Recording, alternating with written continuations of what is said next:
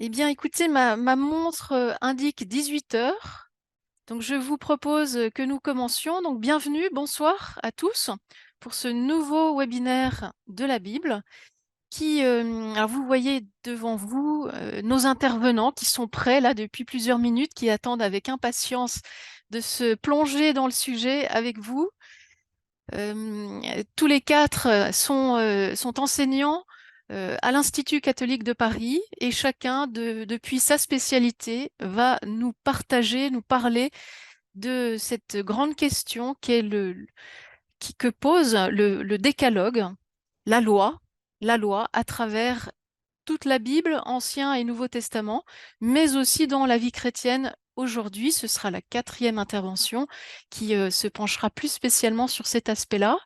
Donc, le titre de ce webinaire, le décalogue à l'épreuve du temps. Euh, Nous allons donc entrer dans cette thématique et en donnant tout de suite la parole à Béatrice Wary, Béatrice qui est la responsable du département de la Bible à l'Institut catholique de Paris, qui est spécialiste de l'Ancien Testament et qui va nous parler des deux décalogues dans l'Exode, dans le livre du Deutéronome, pour nous présenter déjà l'histoire de ces textes, l'origine de ce décalogue qui est encore très actuel pour nous tous, puisque, vous le savez, le décalogue structure encore le catéchisme de l'Église catholique. Il n'a pas perdu de son actualité.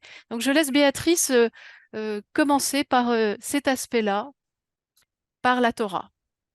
Merci beaucoup Emmanuel. Bonsoir à tous et très heureuse de vous retrouver pour ce webinaire.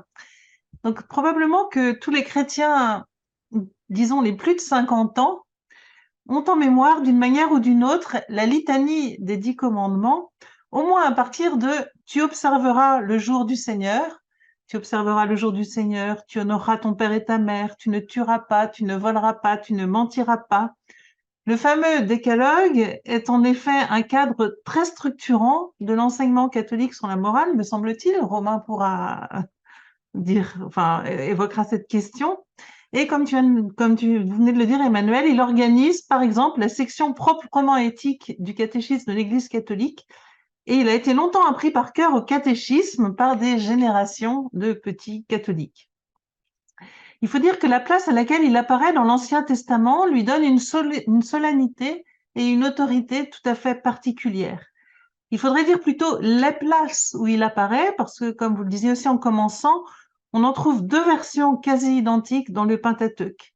La première se trouve dans le livre de l'Exode, à un moment très particulier, celui où le peuple est arrivé au Sinaï après le séjour en Égypte et la sortie par la mer. Et donc au Sinaï, il va conclure l'alliance avec Dieu, et au moment où il va conclure cette alliance, Dieu énonce la charte de l'alliance, ces commandements qui vont structurer le contrat qu'il se prépare à passer avec Israël, et les 10 commandements ouvrent, je vais y revenir, cet ensemble législatif. Et la seconde version, qui est quasi identique, a un détail important près. Voilà qu'une moto stationne sous ma fenêtre. Vous entendez? On entend un grésillement léger, mais Voilà, tout va bien. excusez-moi, c'est du direct. Donc, la deuxième version se trouve au début du décalogue. Et c'est dans un discours de Moïse qui rappelle à la génération de ceux qui vont rentrer dans la terre promise ce que leurs pères ont vécu, puisqu'ils sont tous morts pendant la traversée du désert, ce que leurs pères ont vécu depuis la sortie d'Égypte, et en particulier l'alliance au Sinaï. Et quand il rappelle l'alliance, quand il raconte aux fils l'alliance au Sinaï, il réénonce le décalogue. Une première énonciation donc, puis une seconde énonciation. C'est déjà manifester l'importance de ces 10 commandements, ou plutôt de ces 10 paroles, comme elles sont désignées dans l'Exode. Et là, je vais vous partager mon écran. Euh...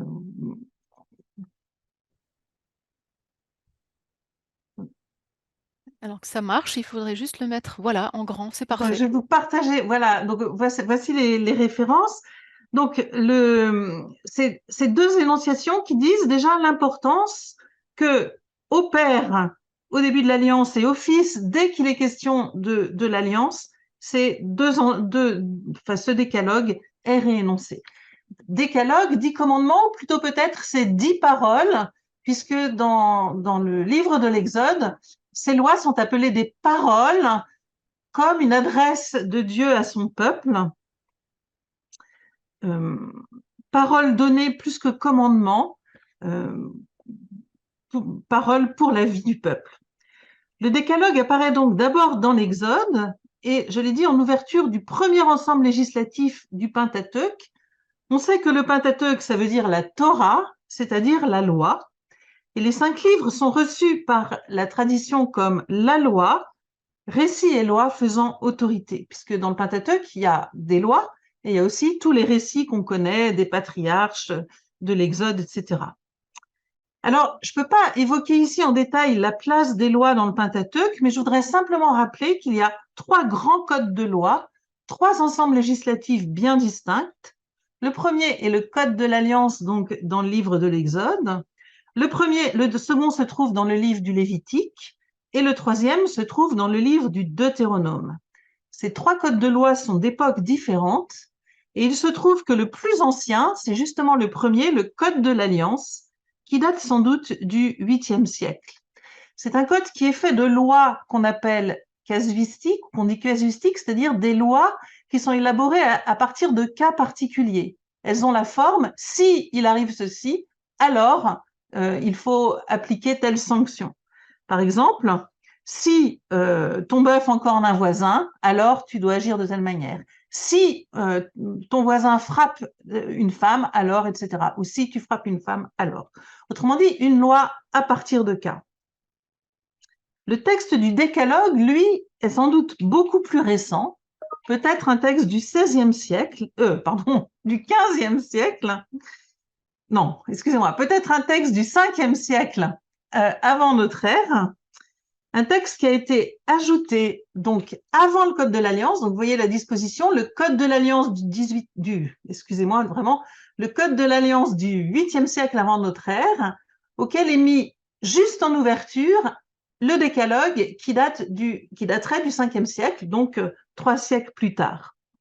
Ce texte a donc été ajouté à la manière d'une introduction ou d'un porche d'entrée en quelque sorte. Et les lois ici ont une forme très différente, puisque ce ne sont pas des lois à partir des cas, mais des lois dites apodictiques, c'est-à-dire des lois qui sont faites à la manière d'interdits ou de prescriptions absolues. Tu ne tueras pas, ça veut dire tu ne tueras jamais personne, quelle que soit la situation. Cela ne souffre pas d'exception, suivant les circonstances. Et en ce sens, le décalogue joue par rapport aux lois qui suivent comme ce moment où sont placés des grands principes, des repères fondamentaux dont les lois qui suivent vont être des déclinaisons circonstancielles et vont apparaître d'une certaine manière comme secondes. Et la forme absolue des lois ici, placée en tête, contribue à leur très forte autorité. Je voudrais insister aussi, et ici je reprends une idée d'André Hénin, sur la tournure négative des lois. Toutes les lois sont négatives, à l'exception du commandement sur le sabbat et du commandement sur honore ton père et ta mère. Et ces interdits, dit André Hénin, sont des formes législatives qui, paradoxalement, ouvrent à la liberté. Parce que, disant ce qu'il ne faut pas faire, elle laisse ouvert tout le possible de ce qui est possible de faire, d'une certaine manière. Et ces lois ouvrent un beaucoup plus éventail de possibles que les lois positives. Alors vous allez me dire, pourtant, il y en a 2 positives, sans doute parce que observer le jour du Shabbat, c'est précisément observer un interdit, puisque ce jour-là, c'est l'activité laborieuse qui est interdite. Et puis, honore ton père et ta mère, il serait sans doute difficile de dire autrement un commandement négatif. J'ai cherché une formulation négative, mais du coup, le honore ton père et ta mère, dans son caractère assez ouvert qu'introduit le terme honorer, laisse ouvert, là encore, tous les possibles de la manière d'avoir du respect pour ses parents. Alors, je voudrais maintenant, rapidement, parce que le temps tourne, en venir à la structure de ce texte. Je l'ai disposé ici en 2 colonnes, parce que souvent, on parle des 2 tables du décalogue. Vous savez que la loi a été donnée à Moïse non pas sur une table de la loi, mais on parle des tables de la loi et des 2 tables. Et on a en mémoire ces images où il y a 2 tables comme ceci, côte à côte. Et il se trouve que ces 2 tables du décalogue pourraient correspondre aux 2 parties, ou à 2 grandes parties de ce texte. Un premier ensemble de commandements qui sont relatifs à la relation à Dieu, donc ne pas avoir d'autre Dieu, ne pas avoir d'idole, ne pas prononcer à tort le nom du Seigneur, faire des serments qui invoquent Dieu, et observer le jour du Shabbat. Et puis les 6 autres commandements qui sont des commandements relatifs au prochain. Ne pas tuer, ne pas commettre l'adultère, ne pas faire de rapt, ne pas témoigner faussement, enfin ne pas mentir, ne pas convoiter son prochain ou ses biens. Donc, des commandements qui concernent la relation à Dieu, des commandements qui concernent le prochain. Et puis, il y a le 5e, vous voyez que 4 et 6, ça ne fait pas une répartition égale. Et du coup, à la charnière se trouve le commandement sur l'honneur fait aux parents. Et là encore, certains exégètes insistent sur le fait que le commandement fait aux parents fait d'une certaine manière le lien entre Dieu et les prochains de ma génération. C'est-à-dire que les parents sont ceux par qui la vie de Dieu est donnée, et honorer les parents pour prolonger sa propre vie sur la terre et en quelque manière reconnaître ce don qui vient de Dieu et dont les parents qui sont la génération précédente sont les médiateurs. Et cette vie reçue de Dieu est une vie ensuite dans laquelle les prochains vont trouver leur place, et les commandements qui suivent invitent à respecter les contemporains, en fait. Alors, je voudrais, en 1 minute, faire remarquer 2 points qui sont plus théologiques. Ce texte assez impératif, avec fait commandement, son autorité ultime repose sur l'identité même de Dieu, sur l'autorité divine. Vous voyez que le décalogue commence par une sorte d'auto-présentation de Dieu. Il va énoncer le code de l'alliance et il commence en disant « C'est moi, le Seigneur ton Dieu ». Et donc, c'est sur qui est Dieu que va pouvoir s'appuyer l'autorité de la loi et la confiance que le peuple peut faire dans cette loi. C'est moi, le Seigneur ton Dieu. Et puis ensuite, qui t'ait fait sortir du pays d'Égypte, de la maison de servitude. Vous voyez que c'est sur la mémoire de l'Exode, et parce que déjà Dieu a libéré son peuple, qu'il va pouvoir lui donner une loi à l'intérieur d'une alliance qui est présentée comme une alliance qui va permettre précisément de poursuivre cette relation de liberté et de respect mutuel, de chemin mutuel dans l'histoire. Donc, ce point, et puis la seule différence qu'il y a entre les 2 décalogues est également une différence théologique. Quand on regarde le commandement du Shabbat, on voit que dans l'Exode, ce qui motive la cessation de l'activité le 7e jour, c'est la référence au récit de création de la Genèse. Car en 6 jours, le Seigneur a fait le ciel et la terre, la mer et tout ce qu'ils contiennent, mais il s'est reposé le 7e jour. C'est pourquoi le Seigneur a béni le jour du Shabbat et l'a consacré. Autrement dit, respecter le jour du Shabbat, c'est entrer dans le projet de Dieu pour la création et comme Dieu, mettre une limite à sa propre activité, et donc épouser un ordre du créé. Quand on regarde ce qu'il y a dans le Deutéronome, on lit donc l'ordre de cesser le travail le 7e jour, et voici la motivation. Tu te souviendras qu'au pays d'Égypte, tu étais esclave, et que le Seigneur ton Dieu t'a fait sortir d'une main forte et d'un bras étendu. C'est pourquoi le Seigneur ton Dieu t'a ordonné de pratiquer le jour du Shabbat. Et ici, le jour du Shabbat est présenté comme une mémoire de la libération de la servitude, autrement dit, arrêter de travailler, c'est échapper d'une certaine manière à ce que peut avoir d'asservissant un travail qui ne s'arrêterait jamais, et se souvenir que c'est dans la foi en un Dieu qui a libéré, un Dieu qui rend libre, que s'ancre le sens de l'existence humaine, rappelé par cette cessation du travail. Voilà, je vais m'arrêter là et simplement Merci, Béatrice. conclure peut-être en disant que la diversité des théologies qu'on voit ici sont l'une et l'autre des invitations à entrer dans la vie donnée par le Créateur et le Sauveur. Merci beaucoup, Béatrice, de nous avoir montré que ces deux textes sont des textes de mémoire pour Israël. Alors, le temps passe très vite. J'ai une toute petite question. J'ai oublié de vous dire, à vous tous qui nous regardez, que si vous souhaitez poser une question, il suffit que vous l'écriviez dans la fenêtre de discussion pour que je puisse la poser à l'intervenant. Alors, puisqu'il n'y a pas de questions jusqu'ici, moi j'en ai une toute très courte pour Béatrice. Béatrice, tu as beaucoup insisté sur la liberté. euh, et tu as aussi beaucoup rappelé que l'accent est davantage mis sur la parole que sur le commandement.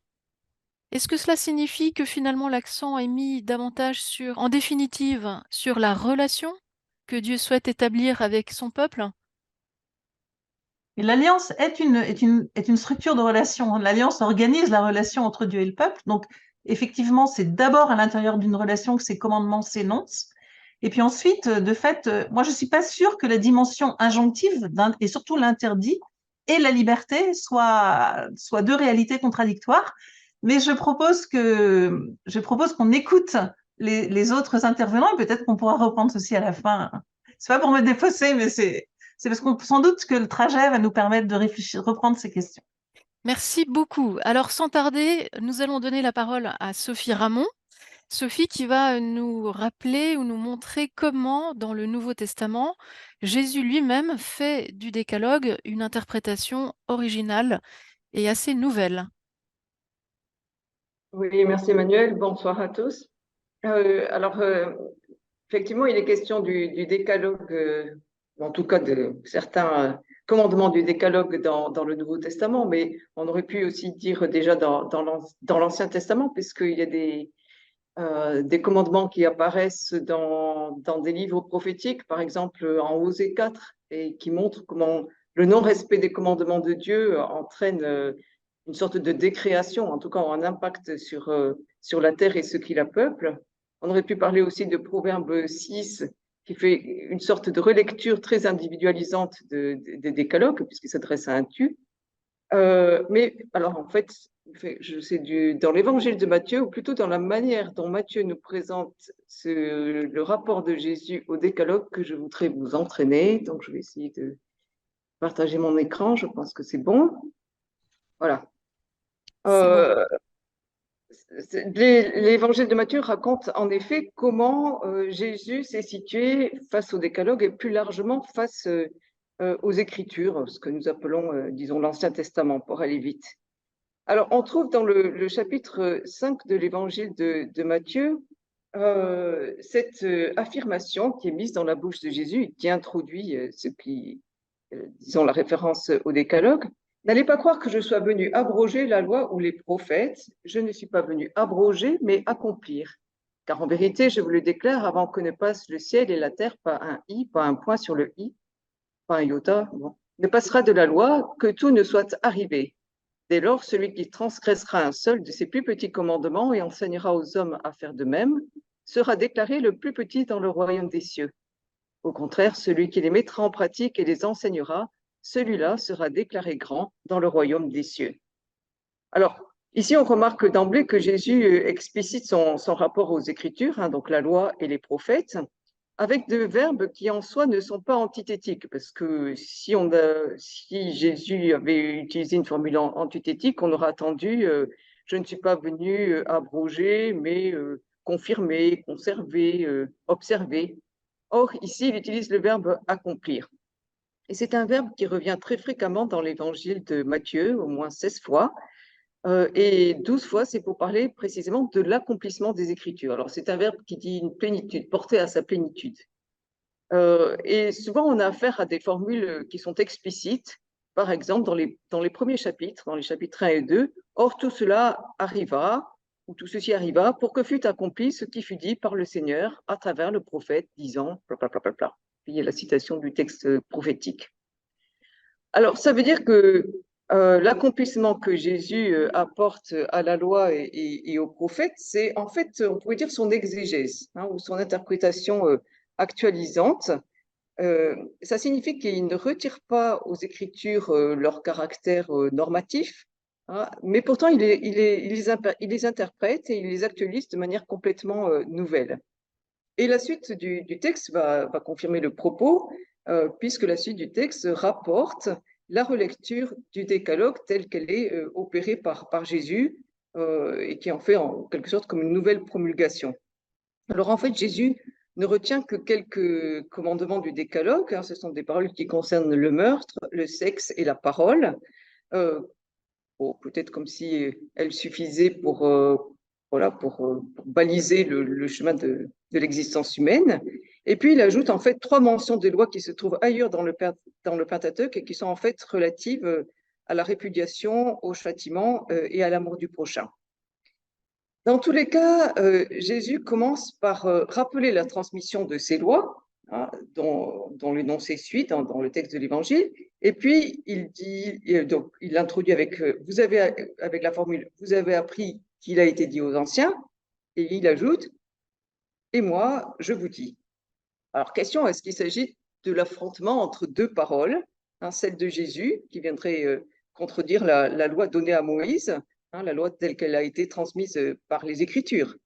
Alors, si c'était le cas, ben, Jésus lui-même, il se contredirait, puisqu'il vient de nous dire qu'il n'était pas venu abroger, mais accomplir.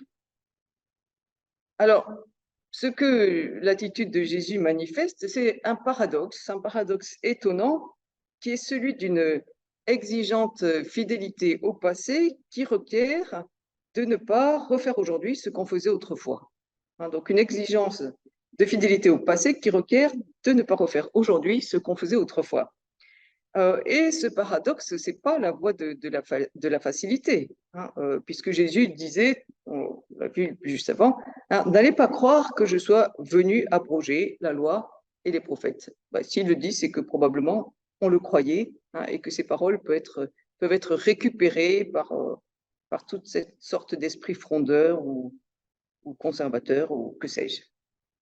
Alors, que fait Jésus lorsque il ajoute au rappel de la loi « moi je vous dis » hein, comment est-ce qu'il est à la fois novateur et fidèle?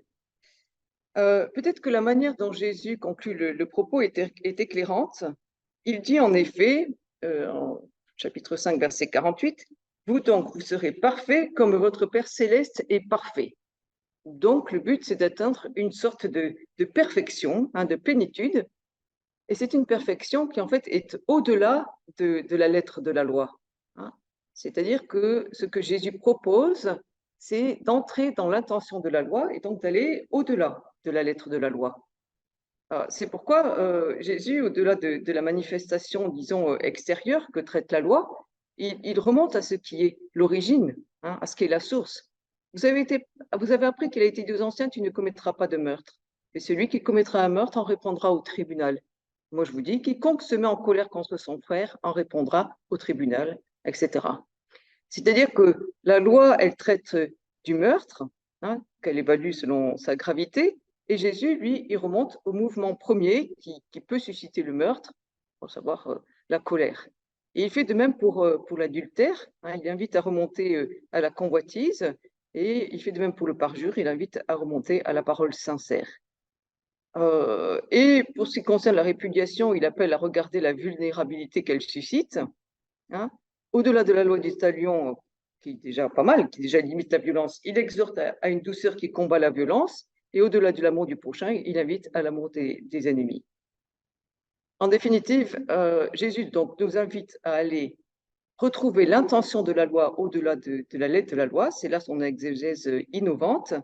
Ce qui fait dire à Paul Beauchamp, par ces mots, Jésus fait plus que prôner une forme indépassable de fidélité à la loi.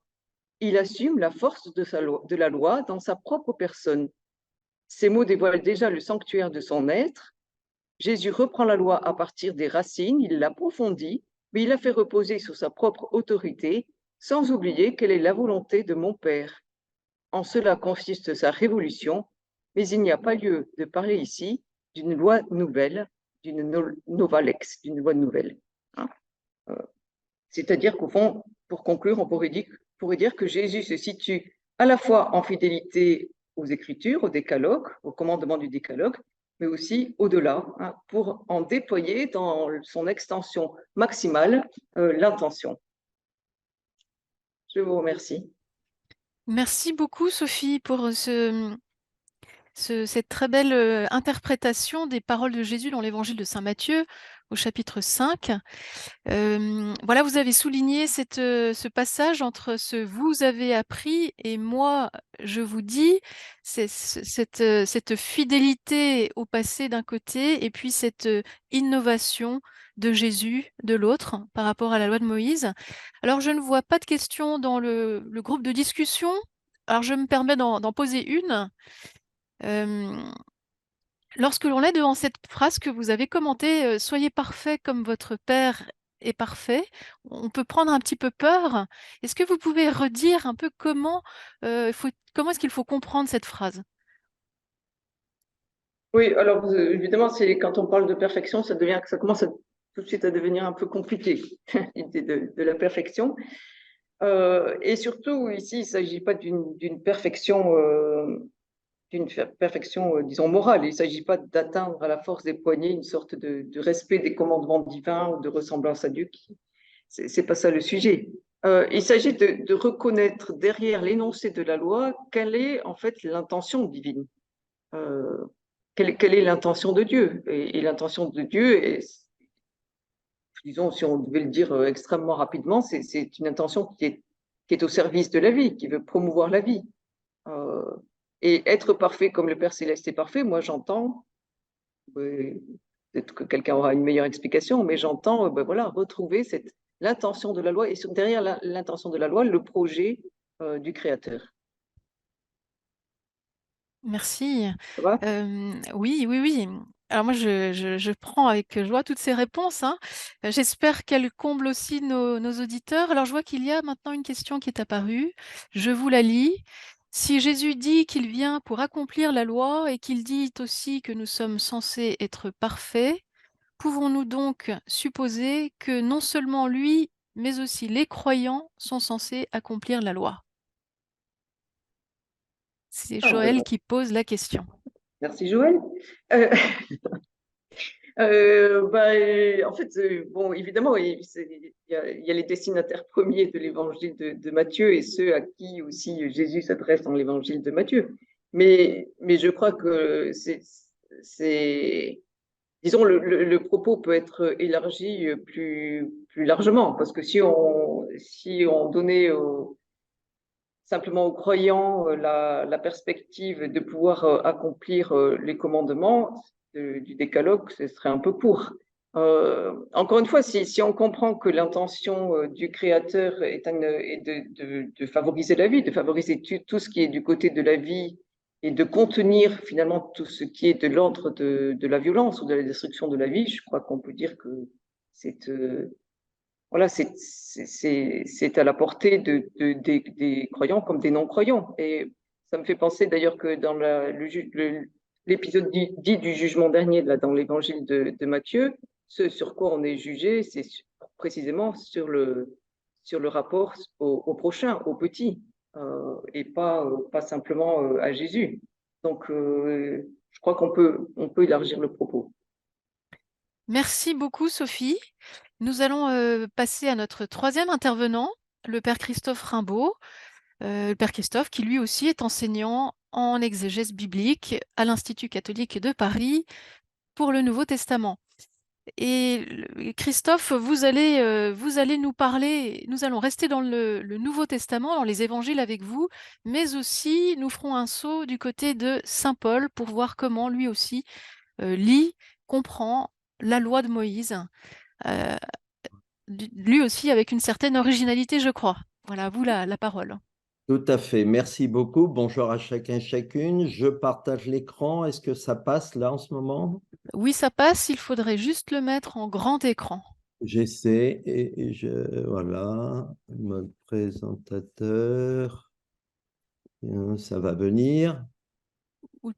Oui, ou tout à gauche. Oui, ça y est. Voilà, ça y est, C'est bon? Voilà. c'est parfait. Je suis très heureux d'être avec vous ce soir pour poursuivre la réflexion qui vient d'être engagée. Merci beaucoup aux deux, à Béatrice et à Sophie, et y compris Sophie, notamment pour ce que tu as dit par rapport à l'utilisation ou le recours au décalogue dans le Nouveau Testament. Nous poursuivons en repérant que de fait, le décalogue, en plus de Matthieu 5, le sermon sur la montagne, dans ce qu'on appelle les controverses, de fait, on le retrouve dans deux passages essentiellement, dans la rencontre entre Jésus et l'homme riche. On dit trop souvent le jeune homme riche.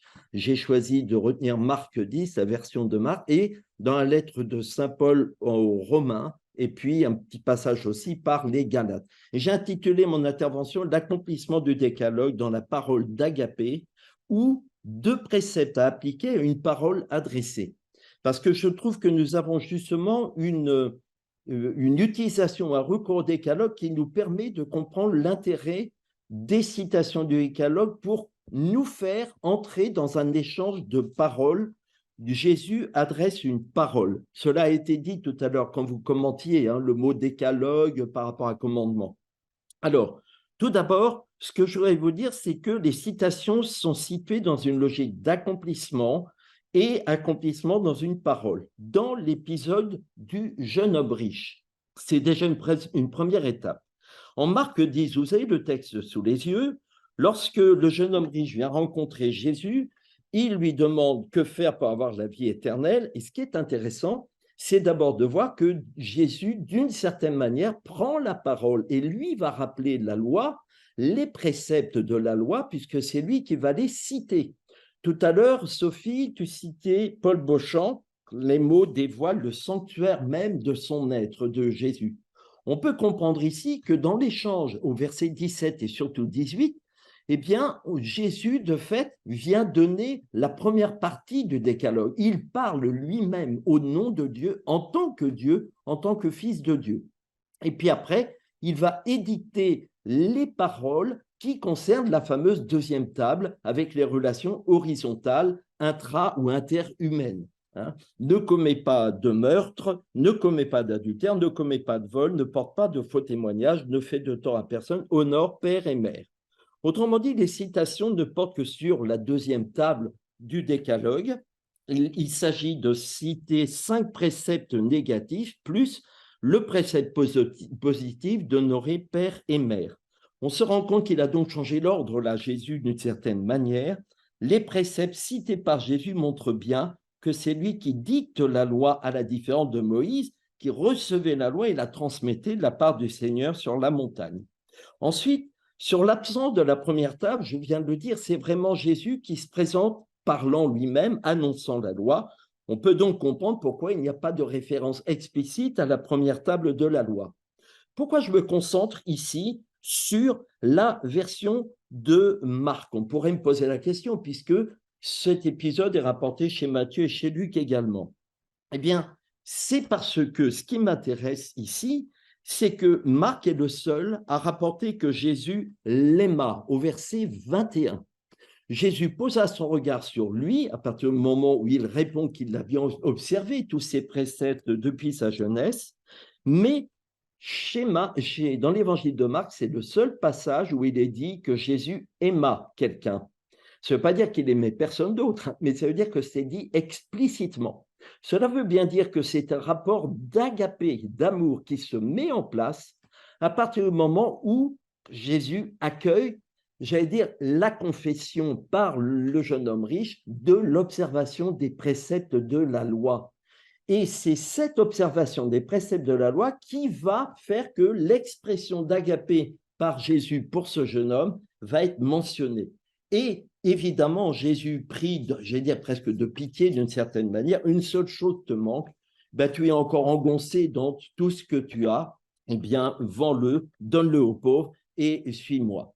Voilà, je trouve ici très intéressant de voir déjà cette articulation entre l'observation des préceptes de la loi et l'agapé de Jésus. Passons à saint Paul. Saint Paul évoque au début de sa lettre aux Romains quelques évocations. Il ne fait qu'évoquer quelques préceptes de la loi. Chapitre 2, la lettre aux Romains, verset 21, il s'adresse aux Juifs en leur reprochant que les Juifs ne pratiquent pas, ne mettent pas en pratique ce qu'ils réclament, ce qu'ils veulent imposer aux autres, puisque c'est la loi divine. Bref, toi qui instruis les autres, tu ne t'instruis pas toi-même. Toi qui proclames qu'il ne faut pas voler, tu voles. Toi qui dis de ne pas commettre l'adultère, tu le commets. Toi qui as horreur des idoles, tu pilles leur temple et donc tu déshonores Dieu en transgressant la loi. Je trouve intéressant de voir qu'ici, Paul fait bel et bien la remarque aux Juifs de fait de ne pas mettre en pratique. Il s'agit non seulement de respecter cette loi, de la respecter, pardonnez-moi, à la lettre, mais il s'agit de la vivre. Il ne s'agit pas seulement de l'imposer aux autres, il faut vraiment en vivre soi-même. Et c'est ça qu'il leur reproche. Et il va aller plus loin. En Romains 13, il va de fait dire « N'ayez de dette envers personne, sauf celle de l'agapé mutuel, de l'amour mutuel. » L'amour mutuel, car celui qui aime les autres a pleinement accompli la loi.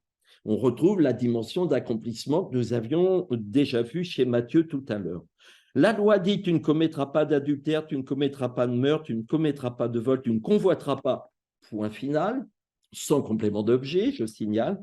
Ces commandements et tous les autres se résument en cette parole. Tu aimeras ton prochain comme toi-même. Le plein accomplissement de la loi, c'est l'amour. Et on retrouve en Galates, chapitre 5, verset 14, toute la loi est accomplie dans l'unique parole que voici, tu aimeras ton prochain comme toi-même. Ce qui m'importe ici, c'est que les deux extraits des lettres pauliniennes posent explicitement le lien d'accomplissement entre le décalogue et l'agapé. En plus, tu aimeras ton prochain comme toi-même, une citation de Lévitique 19, 18. On passe en fait de préceptes entolé, des préceptes à une parole, logos. Voilà que dans cette logia, dans ce logos, eh bien, c'est cela qui devient important, cette parole. Hein. De fait, tu aimeras ton prochain comme toi-même. La loi est présentée comme ayant une fonction de pédagogue, révélant et mesurant les péchés chez Paul, mais ne donnant pas le salut. Les préceptes entolés de la loi sont récapitulés. Ici, dans la traduction liturgique, c'est résume, verset 9, en romain. Mais en fait, récapitulé, anakephalayutai, c'est képhalé. C'est-à-dire que la loi est képhalée, la parole est képhalée et la loi se retrouve complètement mise sous la coupe de la tête, la képhalée, résumé, képhalée, le principe même, c'est bel et bien la parole d'agapé pour le prochain. La deuxième table du décalogue, les relations horizontales, est seule citée ici, 4 préceptes négatifs, mais on note aussi le complément et tout autre commandement. C'est ça qui est très intéressant aussi, se résume en la parole, tout autre précepte. On repère aussi que dans le dernier cité, au verset 9, tu ne convoiteras pas, il n'y a pas de complément d'objet direct. Autrement dit, l'objectif de la citation n'est pas de délimiter l'appel à ne pas convoiter, ne pas délimiter l'objet de la non-convoitise, mais c'est plutôt l'intention intérieure et la conversion intérieure qui est visée ici, quel que soit l'objet de la convoitise éventuelle. Et voilà pourquoi nous avons ici un sacré retournement. Cette parole vient de fait prendre de l'intérieur, inviter à une conversion intérieure, quel que soit l'objet. D'une certaine manière, on est déjà habitué à cela quand nous avons en tête la parabole chez Saint Luc du dit bon samaritain. Il ne s'agit pas de savoir qui est mon prochain, il s'agit de savoir comment tu te laisses transformer pour aller vers l'autre. Et chez Luc, dans le bon samaritain, c'est la parole de miséricorde qui fait que je vais m'ouvrir et me faire prochain de l'autre. Au sujet de l'agapé, Paul a dit en Romains 5, versets 5 et 8, que l'agapé a été répandu par l'Esprit Saint dans les cœurs et rendu manifeste par le sang de Jésus. Elle est donc un don divin, mais ici en Romains 13, 8, notons que l'agapé est une dette dont le croyant qui a reçu cet agapé par l'Esprit Saint en est redevable. C'est une dette. Elle est sans doute une disposition conforme au culte immatériel, au logiken latreian de Romains 12, verset 1. Logiken, et de nouveau, il s'agit d'une parole, puisque Charles Perrault proposait comme traduction de Romains 12, 1 le culte conforme à la parole. Et voilà pourquoi nous avons ici en Romains 13 un passage extrêmement important pour comprendre la réception du décalogue dans le Nouveau Testament, parce que de fait, il s'agit bien d'un culte à vivre en vivant la parole d'Agapé qui récapitule tous les préceptes de la loi et vient donner sens et orientation. Au total, le décalogue s'accomplit dans la parole d'Agapé. Cet accomplissement consiste à passer de préceptes à appliquer, à mettre en œuvre, à une parole adressée qui tisse les liens entre les hommes et Dieu et les liens entre les hommes. Et c'est pour cela d'ailleurs que nous avons aussi en tête la préoccupation de la qualification de la loi par rapport au Christ. Chez Paul, il l'a dit en Romains 10, 4, le Christ est le télos, le but, la fin de la loi. Je vous remercie. Merci beaucoup, Christophe, pour cette intervention. Vous nous faites voir que le cœur de la loi, c'est l'amour du prochain, c'est cet agapé. Moi, ça me pose une question, hein, tout en attendant celle de nos auditeurs. Ça me pose une question. Là, vous nous avez fait voir à quel point l'insistance dans le Nouveau Testament, des évangiles jusqu'à Paul, est vraiment mise sur cet amour du prochain. Comment se fait-il que nous, chrétiens, 2000 ans après, nous ayons encore tant de difficultés à voir la loi du point de vue de l'amour? Alors, ça a été un grand débat dans les commentateurs pauliniens. Quel est le cœur du message de Paul? Est-ce que c'est une loi nouvelle? Est-ce que le Christ est une nouvelle loi? Non. Est-ce que c'est on a parlé de nomisme, d'alliance, pour pas dire la loi? Eh ben, de fait, non. La majorité des commentaires réfutent cette qualification pour au total en revenir à une parole d'Agapé. Et voyez bien, c'est toute la réflexion sur la loi accomplie, dépassée, en fait remise dans sa perspective initiale. N'oublions pas le raisonnement que fait Paul. La loi est venue 430 ans, dit-il, 430 ans après les préceptes noachiques, après les préceptes ou la promesse faite à Abraham. Il fait cette relecture ou cette lecture-là. Autrement dit, la loi est venue à un moment donné de l'histoire du peuple d'Israël pour préciser, orienter, guider précisément à travers les 10 paroles le peuple. Mais avec Jésus, la loi est rendue caduque, elle mesure le péché, elle révèle le péché, mais elle ne donne pas le salut. C'est le dépassement de la loi, l'accomplissement de la loi par la parole d'Agapé qui, de fait, est le chemin de vie. Eh bien, merci beaucoup. Merci à vous. Nous allons passer à notre dernière intervention, celle de Romain Drouot. Romain, mais vous êtes également, alors vous êtes enseignant, mais vous êtes également encore doctorant en théologie morale. Donc vous allez peut-être nous expliquer ce qu'est la théologie morale et surtout nous aider à comprendre comment le décalogue a bel et bien sa place et son importance dans la vie chrétienne aujourd'hui. Voilà, bonsoir à tous. Merci Emmanuel. Merci également à chacun des intervenants avant moi. On va réentendre un certain nombre d'éléments et puis je vais essayer peut-être de les faire consonner de différentes manières. Le titre de l'intervention que Emmanuel m'avait demandé, c'est « À la lumière du décalogue, comprendre la juste place de la loi dans la vie chrétienne ». Alors mon exposé sera en 3 points. Un premier point qui sera plutôt une remarque méthodologique. Deuxième point, j'essaierai d'articuler loi et désir. Et puis, troisième point, loi et culpabilité. Alors, d'abord, un préalable plus méthodologique. Qu'est-ce que ça signifie? Comprendre la juste place de la loi dans la vie chrétienne à la lumière du décalogue. Ou pour le dire autrement, lorsque nous cherchons à réfléchir à une question qui concerne notre vie chrétienne, disons notre agir de chrétien, notre expérience de chrétien aujourd'hui, que faisons-nous lorsque nous allons chercher dans la Bible des éléments de réponse, voire parfois une réponse. La question, elle n'est pas neutre et je crois qu'il est important d'y répondre, surtout lorsqu'il est question ici de la loi. Premièrement, c'est pas évident. Pourquoi? Parce que la Bible n'est pas réductible à un livre de commandements, ce n'est pas un livre strictement législative, composée de règles, d'interdits et de normes. Elle n'est pas une collection de principes moraux qu'il s'agirait d'appliquer telle quelle, mais elle est toujours une interprétation théologique d'une expérience de foi.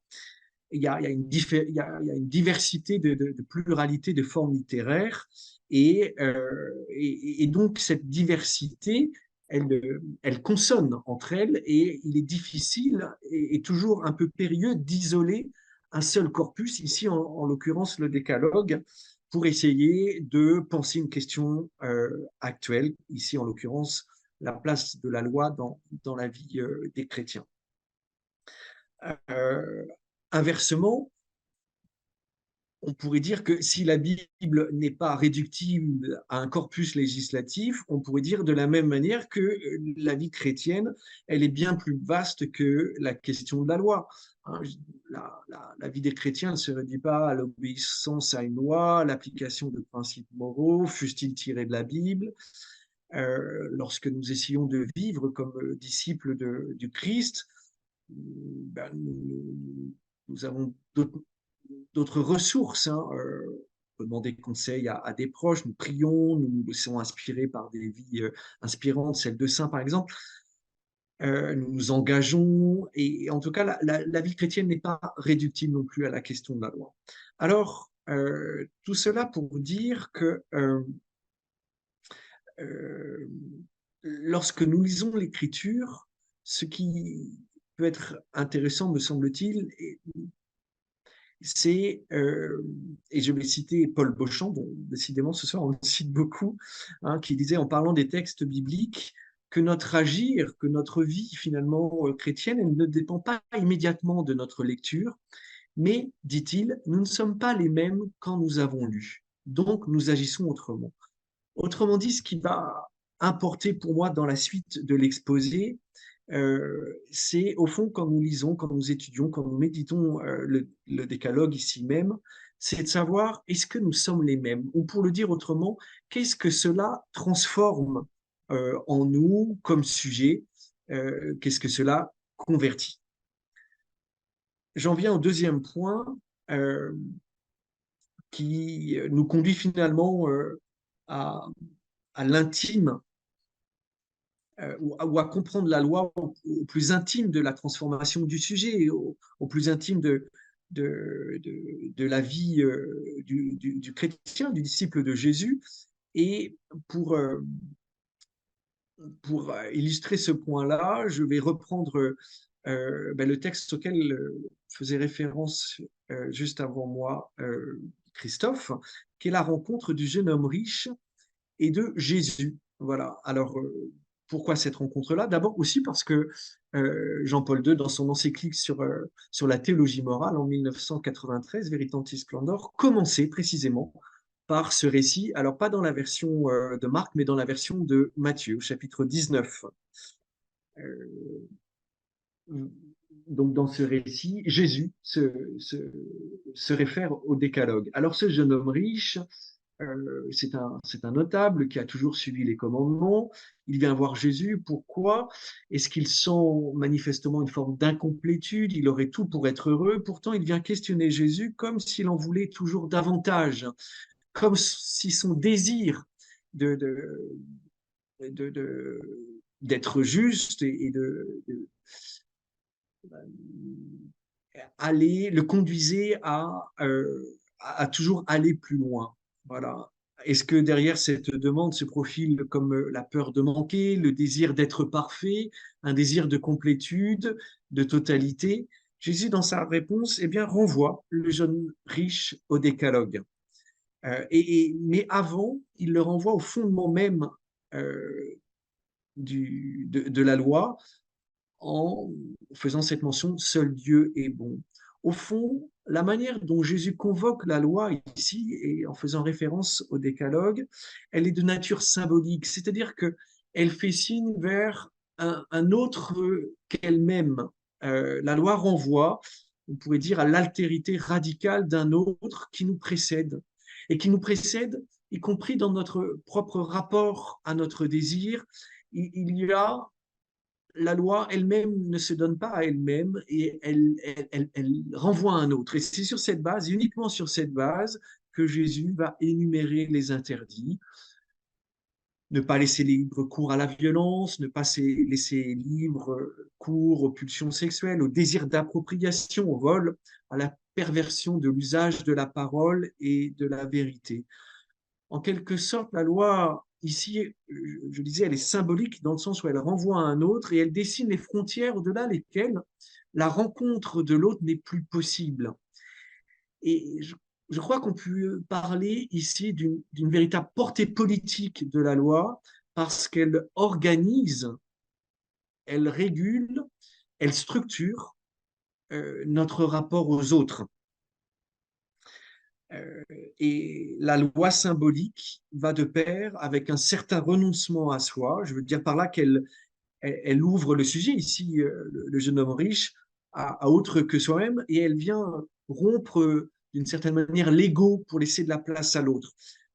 Vous avez remarqué comme moi dans ce texte la réaction, l'effet que produit la référence à la loi qu'introduit Jésus, c'est quand même que le jeune homme riche, il s'en va tout triste. Il s'en va tout triste, comme si au fond, il était plein de lui-même et la référence à la loi vient effracter ce, ce, ce, ce contentement de soi. Voilà. C'est peut-être la condition pour devenir un sujet en relation à l'autre et s'intégrer dans un monde qui nous précède, un monde dans lequel finalement nous sommes nous advenons et y participer pleinement. Voilà. Cette idée-là, elle est même, je crois, poussée de manière radicale lorsque Jésus révèle au jeune homme riche ce qui lui manque. Il lui manque le manque, précisément. Il lui manque le manque, c'est quelque chose d'une dépossession de soi, un renoncement à son ego, dont l'attention aux pauvres, aux plus petits, va être comme le catalyseur, le révélateur. Alors pour conclure cette partie-là, comprenons bien, me semble-t-il, que la loi, que j'ai qualifiée de symbolique, au sens où elle renvoie à une altérité fondatrice, cette loi, elle ne se confond pas avec une série de prescriptions, même si la série de prescriptions vont, vont y conduire, hein, mais elle a pour fonction essentielle d'inscrire dans le cœur de l'être humain une forme de limite, de séparation. Elle barre l'accès au fantasme bien de complétude de soi et à cette illusion de l'autosuffisance. Voilà. Elle signifie à l'être humain, eh ben, tu n'auras pas tout. Tu ne seras pas tout. Tu ne seras pas tout puissant. En somme, ça veut dire ne pas être la source de sa propre vie, ne pas être son propre fondement, ou encore ne pas se faire vivre soi-même par soi-même. La loi symbolise l'interdit de la toute-puissance, ce qui revient à situer la loi non pas dans le champ strictement législatif ou même moral, mais plus fondamentalement dans le champ de l'anthropologie. Voilà. On se trouve alors proche de ce que Lacan formulé en une seule phrase, ne cède pas sur ton désir. On peut comprendre comme ne cède pas sur le manque qui te constitue. Ne fais pas de ton propre désir ta propre loi.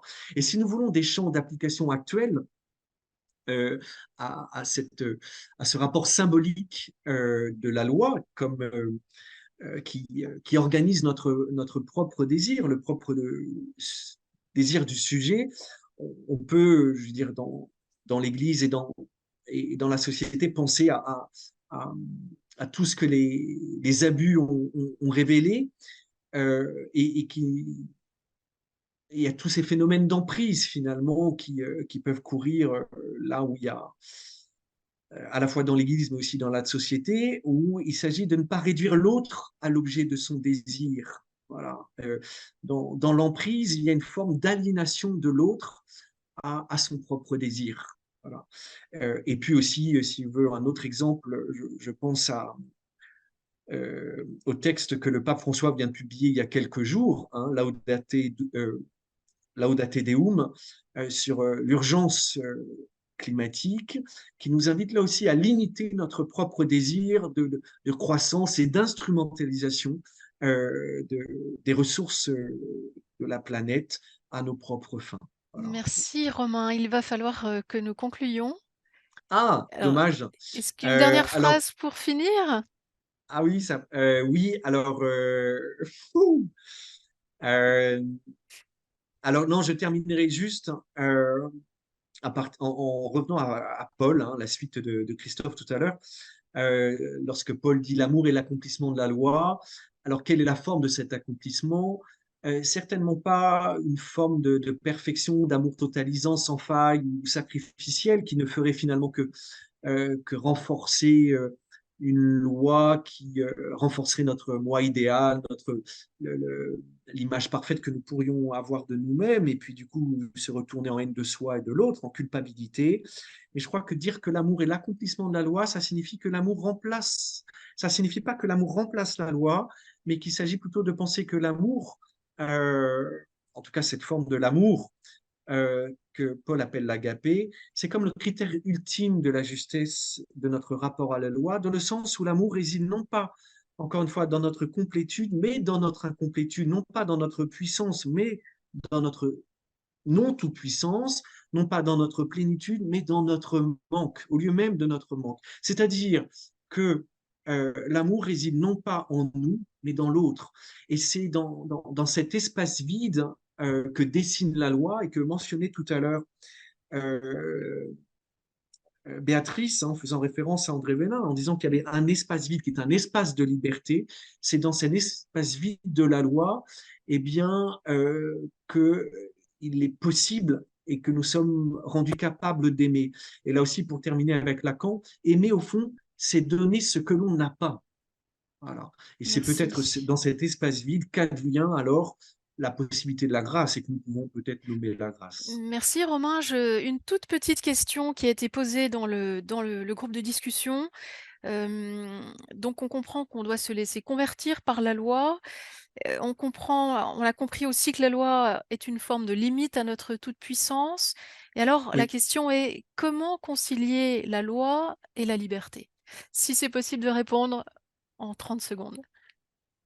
oui. Alors, en 30, je reviendrai encore une fois attendez. Voilà, hein, comme dit Paul Beauchamp, il dit les interdits du décalogue font le vide devant un espace où Dieu ne demande rien. Voilà. C'est-à-dire que si nous revenons au décalogue, il faut observer que la plupart des commandements sont en forme négative, hein, comme on disait tout à l'heure, tu ne feras pas, etc., etc. Et ces restrictions indiquent ce qui mène à la mort et laissent en revanche ouvert tout un champ de possibilités de ce qui mène à la vie. Et ces possibilités, elles ne sont pas nommées.